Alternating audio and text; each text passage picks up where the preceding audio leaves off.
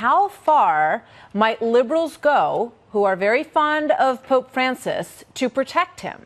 Once hailed for his progressive views on issues like homosexuality and climate change, he is now facing some very disturbing allegations made by one of his own archbishops, suggesting that he knew about the sexual abuse that was happening within the church ranks, very near the top, and then helped cover it up. Church authorities in the past weren't always capable at adequately handling these crimes.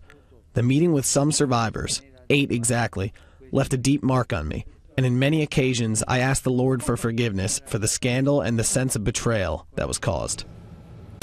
What do you see as the hypocrisy in the coverage on this story? I mean, it's pretty astonishing. So several years ago, obviously, when the media started to delve into all of the sex abuse allegations against the Catholic Church, there was a great deal of enthusiasm, I think rightly so, in the press for investigating all of that. But now that Pope Francis is at the head of the church, and they like Pope Francis more than they like Pope Benedict in the left-wing press, suddenly they have to rush to Pope Francis's defense over these allegations. So the New York Times ran one of the worst headlines I've ever seen today, talking about how as the allegations against Pope Francis mount, conservatives pounce. How's conservatives pouncing on sex abuse allegations? Let's put it up on the screen. Go ahead, Ben. I just want to put it on the screen for everybody to see that.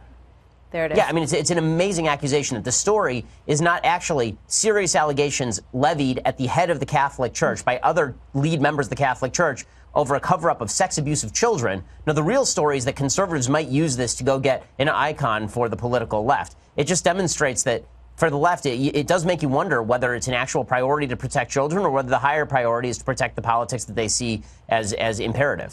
The Pope has a bigger agenda. He's got to get on with other things of talking about the environment and protecting migrants and carrying on the work of the church. We're not going to go down a rabbit hole on this. Wow. We're not going down that rabbit hole. I mean, has he seen the stories that were published about the Pennsylvania diocese and what they did to these children? How exactly is what Supich just said not the headline on every major paper in the United States?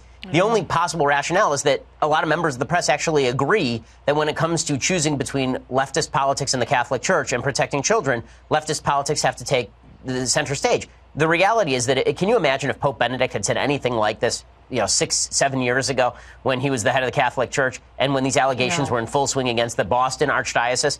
Of course, it would have been the end of the world. And it should be the end of the world because when people in positions of power are covering for institutional, disgusting and criminal behavior, that should be the end of the world, particularly when it's a religious institution that is tasked with presumably God's word on earth. But instead, the press, at least at the New York Times, seem deeply concerned with protecting Pope Francis from any and all comers because they like Pope Francis. And it's I've rarely seen a more disgusting example of press behavior than this. It's truly an amazing, amazing thing. I think it is very important to put in context the fact that the Catholic Church, which has obviously an institutional problem with the sexual abuse of minors, is not unique in this way. There are lots of institutions across the United States and internationally in which abuse of children is sort of overlooked by people in power, specifically to maintain the supposed credibility of those institutions. The Catholic Church just happens to be the most prominent of them, and I think for good reason, because the Catholic Church, like other religious institutions, is seen and should be seen as a higher moral arbiter. The fact is that the Catholic Church stands at the precipice between secularism and religion, and Jews, Protestants, people of all other faith persuasions should be deeply troubled by what's happening inside the Catholic Church.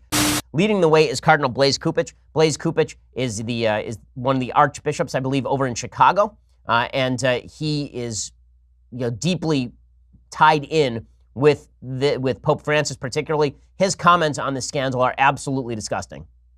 The Pope has a bigger agenda. He's got to get on with other things of talking about the environment and protecting migrants and carrying on the work of the church. We're not going to go down a rabbit hole on this. How insane is that statement? Hey, we're not going to go down a rabbit hole on stopping child molestation inside the church. We have to focus on greater issues like climate change and illegal immigration. Those are the bigger issues, not the sexual abuse of minors by people in positions of authority supposedly representing God and Jesus. No. What it really has to do with is protecting the Catholic Church from allegations that would stop their progressive agenda.